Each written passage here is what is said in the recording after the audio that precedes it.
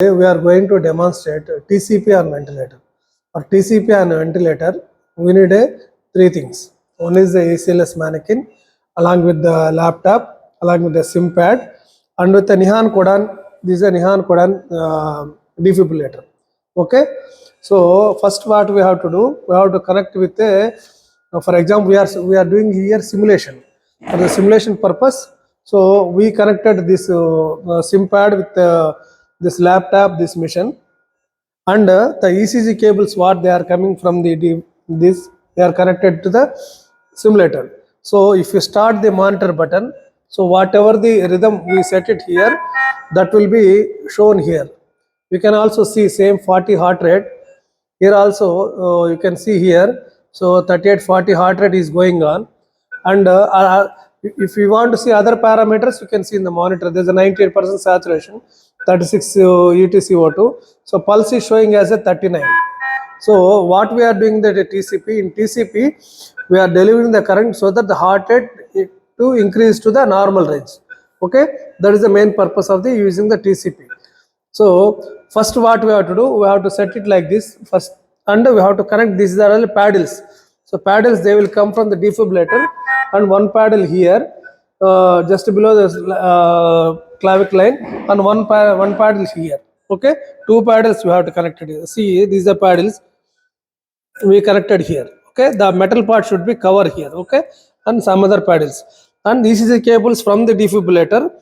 We have to connect the three leads. Okay, then only whatever the rhythm we set it in the SIM pad, that will display in the defibrillator. So this is the first thing we have to do. So after that, what we have to do, come to here the defibrillator. Now we are going to do the pacing.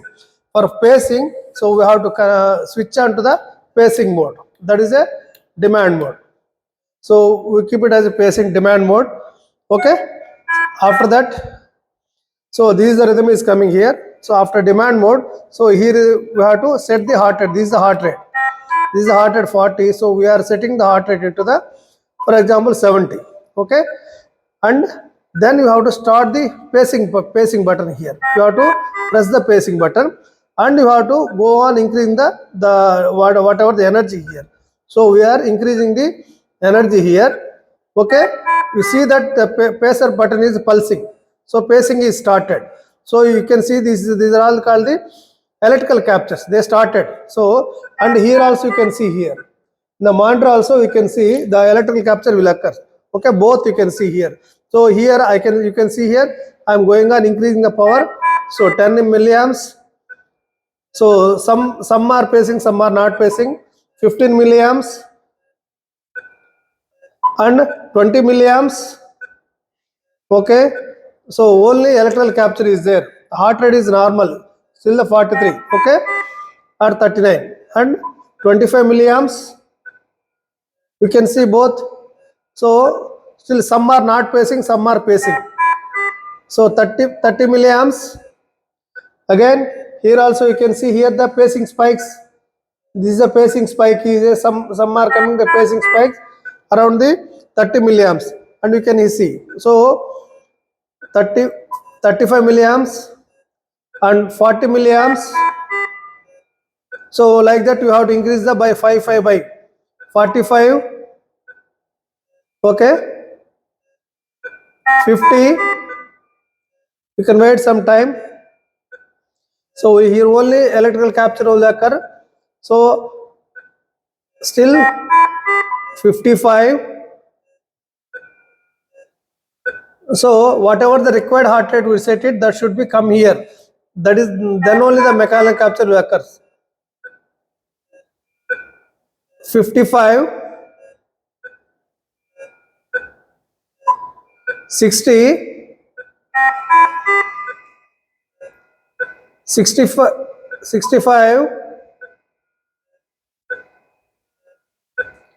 70,